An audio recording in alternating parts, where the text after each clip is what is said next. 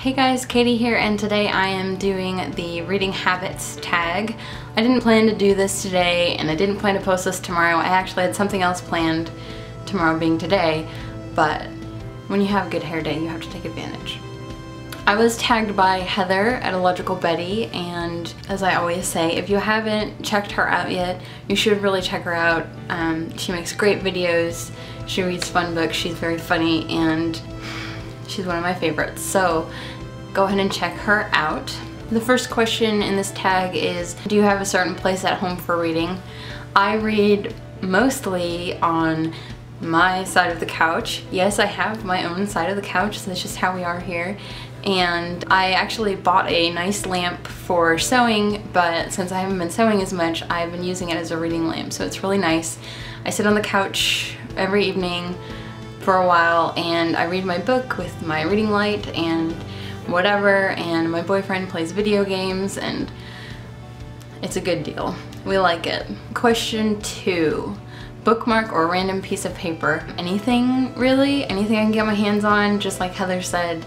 In fact, the other day I had The Namesake and The Virgin Suicides bookmark as just two books, like laying face down out to the page they're at on top of each other, and that seemed to work for me. I use receipts, I use pieces of mail, I use airplane tickets, and I have one bookmark that I've shown here. It is a lovely Doctor Who bookmark.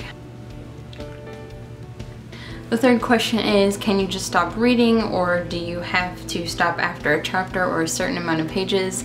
I would love to be able to read the chapters, however, I tend to find myself in the middle of chapters and needing to stop, and in fact, you know, the nature of reading in a semi-public, I mean as public as you can get in your own apartment place, is that things come up, the dog needs to go out, there's something that I need to watch on the computer, whatever, so I pause wherever, and sometimes that's a bad thing, but most of the time, especially lately, I've been reading one book at a time, so it's not bad, and I don't have many problems forgetting where I'm at or anything like that. It's not so bad. Question number 4 is, do you eat or drink while reading? I can drink and read. If I eat and read, I get messy, and I probably shouldn't, and I usually drink my seltzer water or coffee or tea. Sometimes when we're feeling wild, it's Friday night and I drink while I read.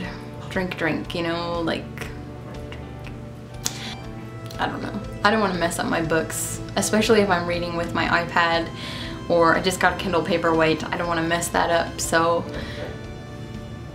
no.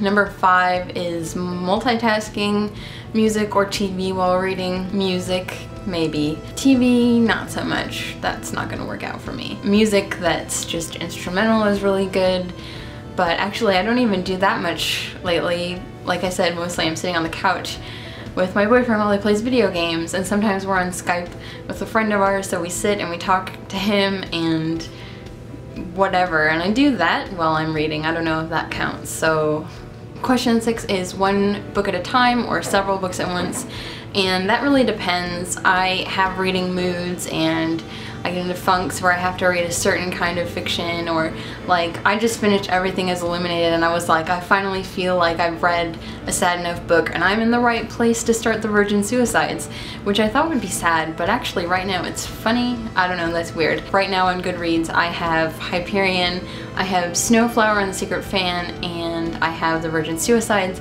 and my audiobook, which is Jonathan Strange and Mr. Norrell. Well, that's 4 books that I'm reading at the same time, but I've really been focusing on The Virgin Suicides. I haven't had time to listen to my audiobook, I haven't touched Hyperion, and I started reading Snowflower and the Secret Fan on vacation, and I haven't picked it up since. So I guess the short answer would be I try to read one book at a time. It doesn't always work that way, but. Number 7 is read at home or everywhere. I mostly read at home. I don't go many places. I can probably read anywhere because I sit there and read while my boyfriend and our friend Chris talk about politics and video games, so I can handle distractions. I get sucked in pretty easily. I don't really have the option to read elsewhere because I'm usually at work or at home or at a friend's house.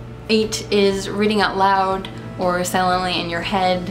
I read silently in my head. In fact, when I read out loud,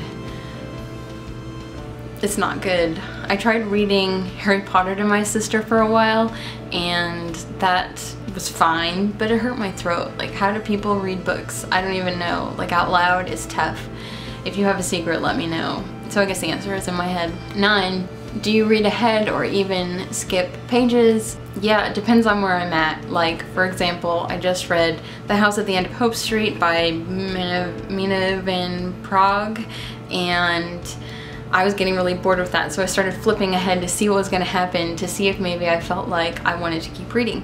And that actually worked for me, because I did. I finished the book and it was alright. So only if I'm getting bored. I try not to skip too much. If I feel myself skimming, I force myself to sit down and really read it. Otherwise, I'm gonna miss stuff, and I don't really want to do that. 10. Do you break the spine or keep it like it's new? Oh, gosh, I didn't even really understand what it meant to break a spine until very recently. And I'm sure I've broken spines in the past, but I can tell you from looking at my bookshelf, the only broken spines I have are the bigger Harry Potter books. So I guess I like to keep them like new. I mean, books are expensive. They're kind of an investment, really. So 11. Do you write in your books?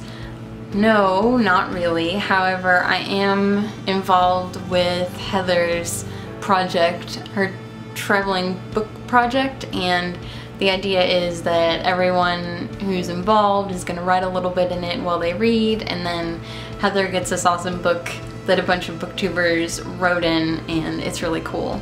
It's something that I actually like to start doing.